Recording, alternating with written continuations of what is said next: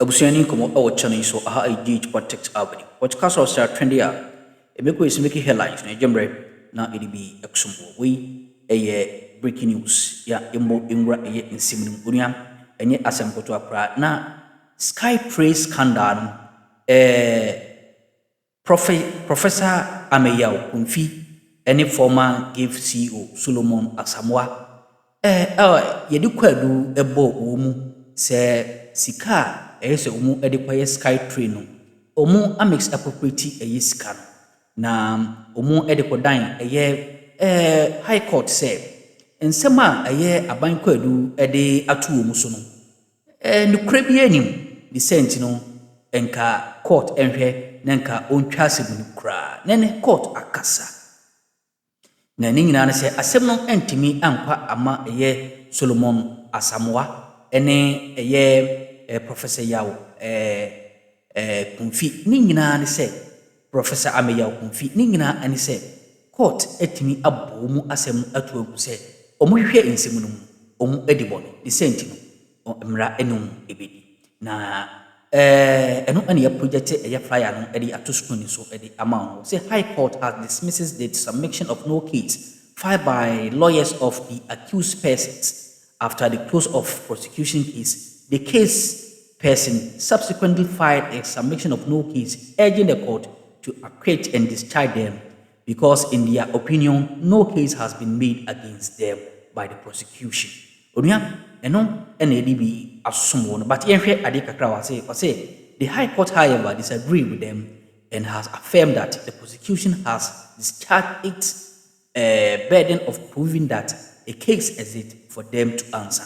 Onya na ede ewo no nti aha say age politics abedi nti enya sempoto kra MPP for no eja egu omu ichim yemo enwa ensi fufurumai project na Madam eka me fefe wo hanom na sa gari project na oka ho asemi no video na me say I ready enti ye hwe bra mampe na nado ebegina odo river na no ha no consultant no come ni di ye no na support to agreement no enti say video na ready ma make a point we answer na we do video na ba. Okay, the point I want to make is this: he was the first person to identify say it was say yemfa a bold step in solving this problem. And that was how the Gary project was birthed. By him putting that into perspective. Near who say, a woman say June 3rd, and see one another dankwa ekufuado emreso. But oba yebedi adie, or who said there is a need to say, yen make monies available to solve this issue. Okay. And that was what birthed the Gary project. Yes, it's a because Gary the one some near. Okay. It is a Gary project, you know. The first time you who want some ye pie, a bra, Mampeni, the then Nampeni Nado, and then for secure money for the project. It's on by Yeno, the Omaka Sanka, Baba Yeno, and I see if you need to support away. It's a place only video near you.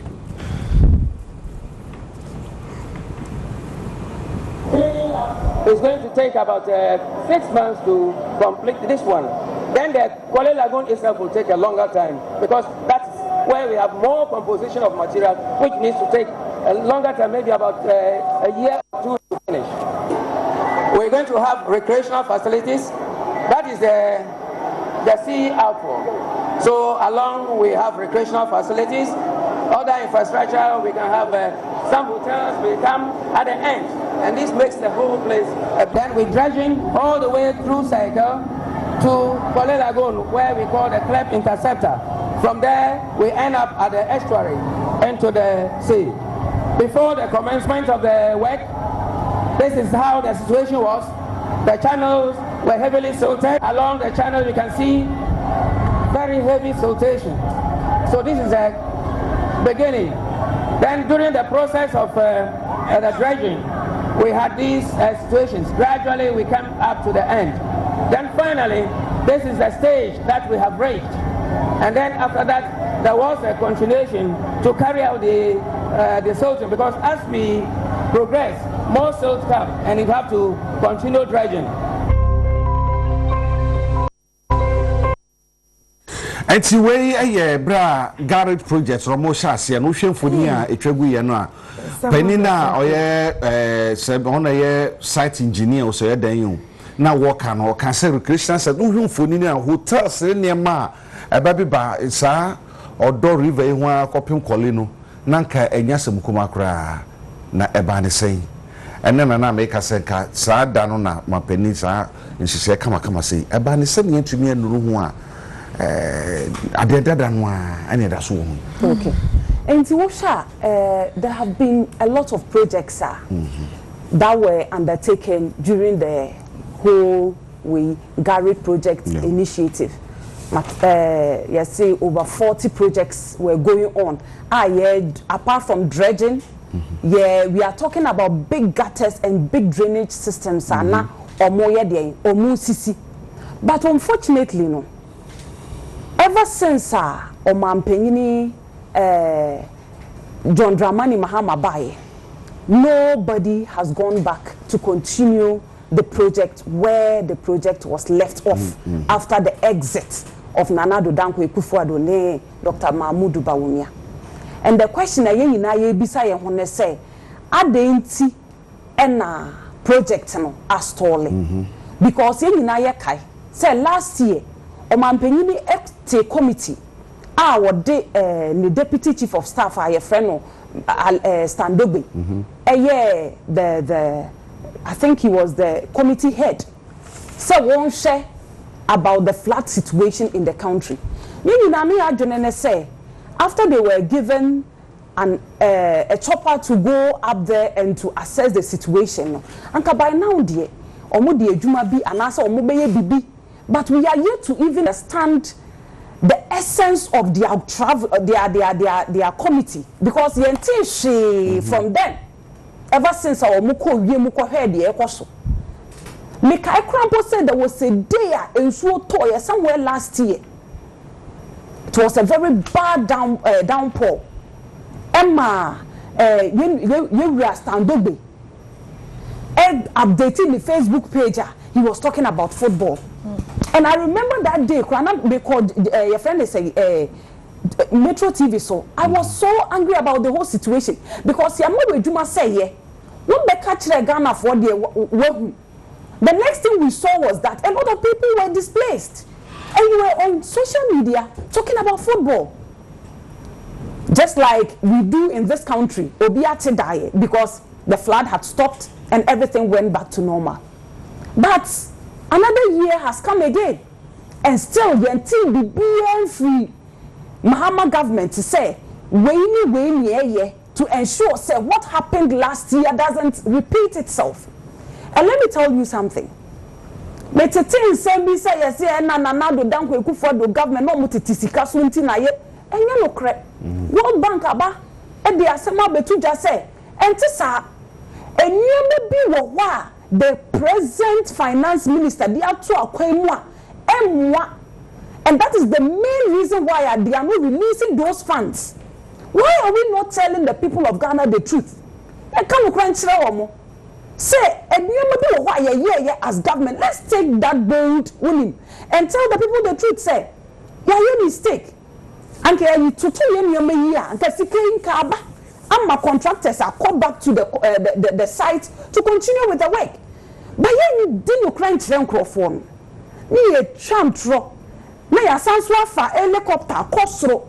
Dr. Mahmoud Bawumia, echo Grofofie, echo empathizing with them. No. You saw everything wrong with that step now of fire, and you were condemning it. But you never saw it wise to condemn your president and our president. Say, I didn't see you know, but to Akoyim, Anka Brafamwe. Never shall be a cosway. Apart from sir, last time we cost no, and then what they buy. I will so sorry, what cost last year not stand up and then you what they buy. Wọ́n so sorry this year now who two and more cost for home. We na wọ́n so dey back. Dr. Mahmoud Bawumia a bank of a control for fear. Do you know what that does to people? So we are who and I said be Asamoah too. Now be two and more crab of fear more than a supply to say you more epsia work as such a boost to morale. ma wo say wo so say bi wo ka nipa ho na nka nipa de what is there more than say wo be kire nipa say you understand their situation and you are with them and when we say Dr. Alhaji Mahmoud Bawumia onye president but abadaye e wo ni only how it feels for people to be in such situations and to on too for them on your side. Yes, sure, baby. I can be assessment. How to assess? No, my main fast me nkosi. And honestly speaking, some national Thanksgiving service now moye. Unfortunately for the people, they didn't read the room. People are condemning the whole thing. Why are you wearing white? Amenyaw ben and a room. You have to wear white, knowing fully well that we are still taking dead bodies from waterways as we are speaking right now. And that so should share our loved ones. Okay, but now we do so and what the we have a can say. Yes, sure, baby. I can be say baby assessment, how to assess a situation.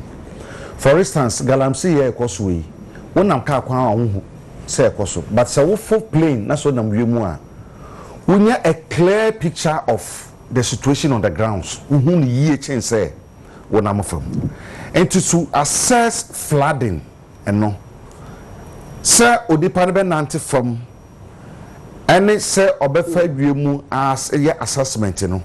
And we need the man with the clear picture of what is happening. The idea what one kasapo be who the ekwaso ankasapa and honestly speaking, no, as the NDC for no, they still do not understand. Say we are in a modern world. Na sebi, you say drones wo, and a drone system no say the city no. Ebetumi akowiem akotwitwa samfoni ni nyina wo pese omunhu. Even in his room or in their boardroom. They can sit there with pens and papers or probably their tablets or whatever and technical people while the drones are taking the footage, you know. Na enkrofo de adwene ema wo mo ho. Sebi enya me na mechire o mo say there is drone and drones can do that work. What you say? Me tie pa. And it's a political party be e buy Ekachire said drone delivery system now you deliver medicines no. It's a misplaced priority. I'm not going to be surprised that they will be telling us that they have to be on the air to see what is going on because it's like they are not in touch and they are not really like in tune with technology. Papa, they say they made a mess out of themselves in this particular flood situation. Because this is not the first time we are faced with flood. And so we were looking, saying, they will up their game. I'm going to be floor, but to a kind. But buy 2 solid years in here. Almost 2 solid years in here.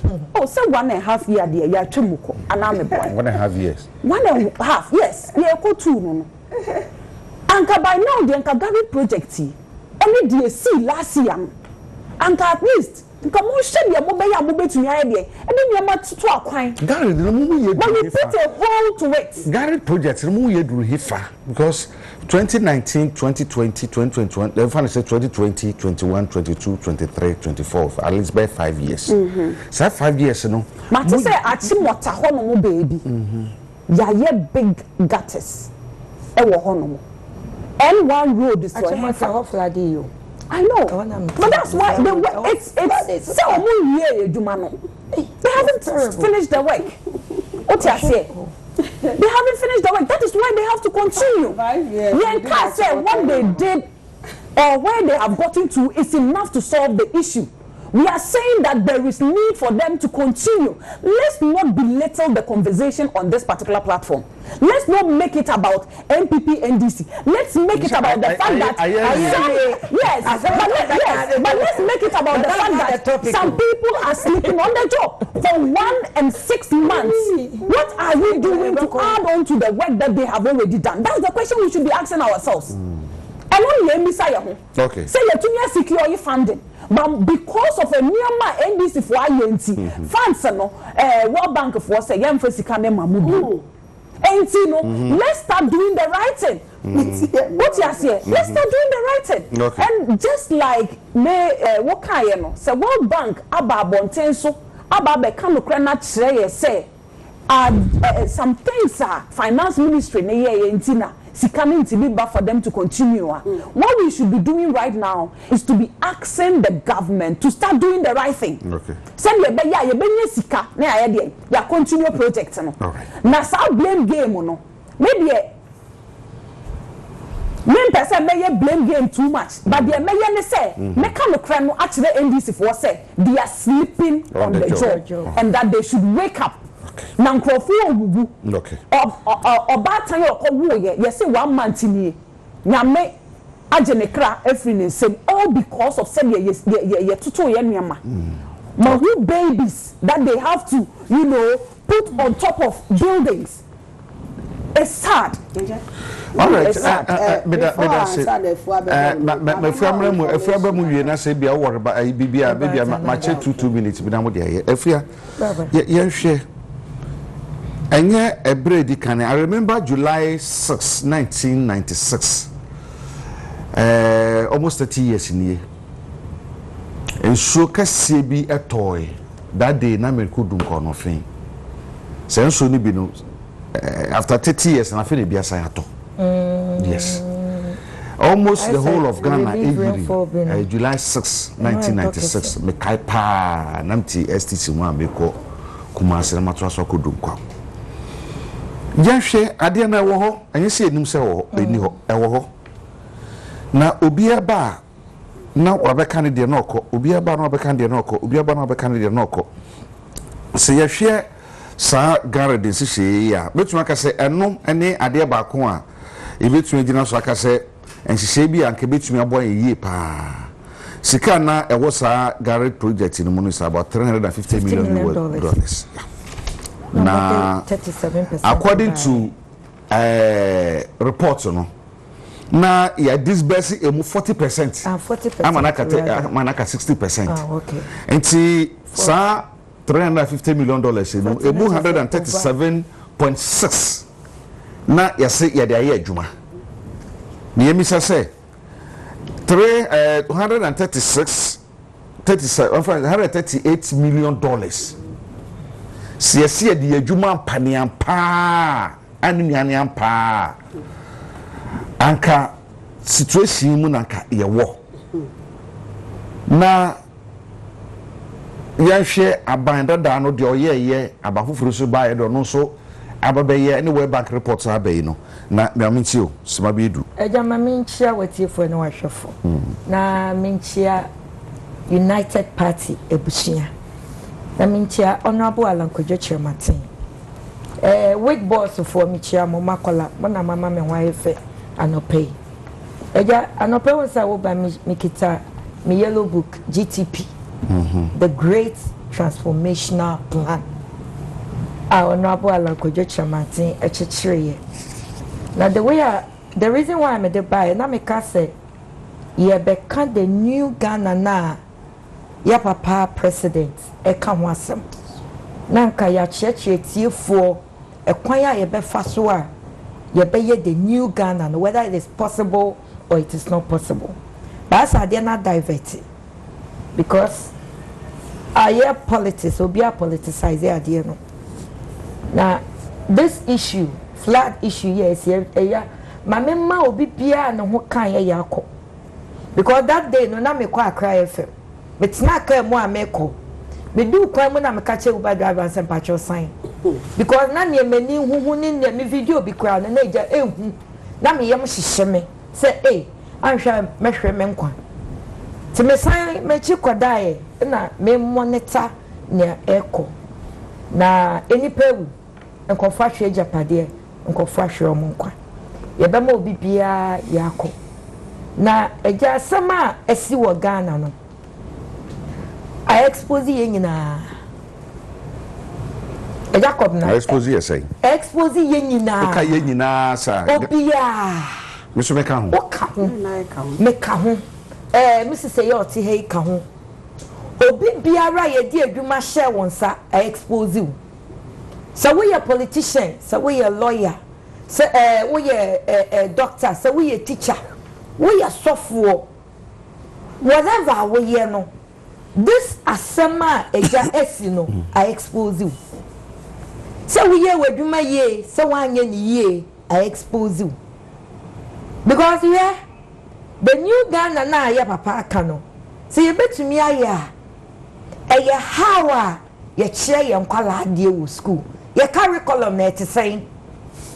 Ye to me try mo ade o ma mo ye law abiding ana. Ye to me try mo ade no mo ye patriotism ana. Ye to me try mo ade mo to me cultivate habit bi towards work. E mo hu say me ye ade we anya. Asotwe wo ho ma me ana. Hwe adano Japan ne Brazil ebo wie. Japan for ye dey. We en sama horo tim ko so channel so amna so de breda sana so ba din de dum ye do we ni ye besan aso.